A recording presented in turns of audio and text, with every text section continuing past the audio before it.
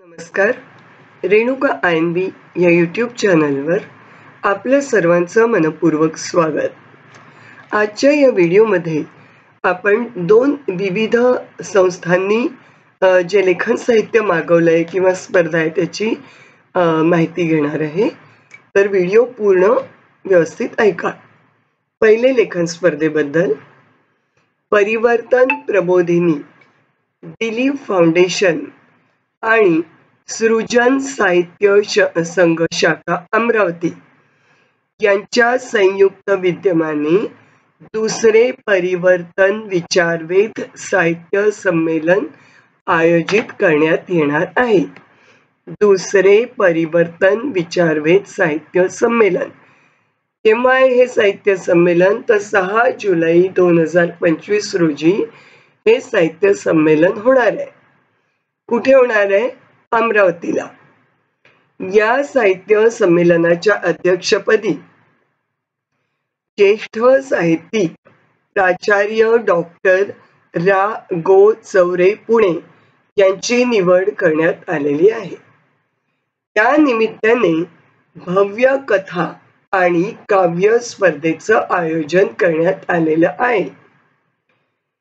तर कथा आपल्याला आपली दर्जेदार कथा पाठवायची आहे श्री विशाल मोहोड यांच्याकडे. तर कविता पाठवायची आहे सौ शीतल राऊत यांच्याकडे.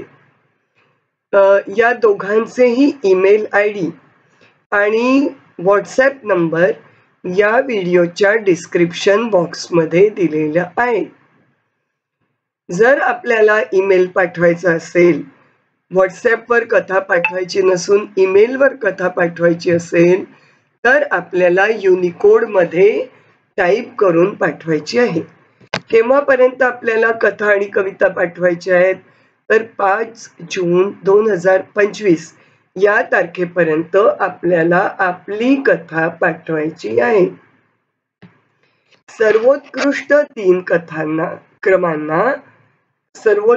3 क्रमांकांना संमेलनात पारितोषिकासह सन्मानित करण्यात येणार आहे.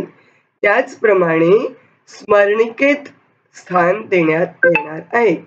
म्हणजे ते एक स्मरणिका जे काढणार आहेत त्यातही पहिल्या 3 क्रमांकांना स्थान देणार आहेत. तर इतर माहिती यांनी कुठलीही दिलेली नाही. तर त्यांनी जे व्हॉट्सॲप नंबर दिले आहेत त्यावर कॉल करून किंवा मेसेज करून आपण नेमकी माहिती विचारून घेऊ शकता. तर खूप शुभेच्छा या स्पर्धेसाठी. आता पुढचा जो आहे तो पुढची माहिती जी आहे ती लेखन साहित्य मागवलंय त्याबद्दल आहे. विदर्भाची पंढरी असलेल्या शेगाव निवासी येथील संत श्री गजानन महाराज यांच्यावर आपली अपार श्रद्धा. बऱ्याच लोकांची श्रद्धा श्री गजानन महाराजांवर आहे. या श्रद्धेपोटीच निस्सीम भक्त सतत शेगाव वारी करत असतात हे आपल्याला माहिती आहे. आणि गजाननाची आराधना करीत असतो आणि मग याच भक्तांना तारतात ते शेगावीचा राणा संत श्री गजानन महाराज. तर आपल्याला काय करायचं आहे? आपल्याला संत श्री गजानन महाराजांची प्रचिती कुठे आली, कशी आली, कुठल्या अनुभवातून आपलं संकट दुःख हरण झालं, कुठल्या अनुभवातून आपली मनोकामना पूर्ण झाली वगैरे असे आपले अनुभव आपल्याला लिहून पाठवायचे आहेत. या अनुभवांना शब्दबद्ध करून ते संपादित करणार आहेत. जे संपादक आहेत सुधाश्री प्रकाशन यांचे. सुधाश्री प्रकाशन, गोयंका नगर, मूर्तिजापूर, जिल्हा अकोला इथले जे सुधाश्री प्रकाशन आहे ते एक प्रचिती ग्रंथ काढतात आहे आणि त्या ग्रंथात आपण पाठवलेले अनुभव शब्दबद्ध करून संपादित करणार आहेत. तर आपल्याला दैनंदिन जीवनात आलेले महाराजांविषयी आलेले अनुभव आपल्या शब्दात आपल्या पासपोर्ट फोटोसह पूर्ण पत्ता मोबाईल नंबर सह आपल्याला पाठवायचे आहेत, लिहून पाठवायचे आहेत.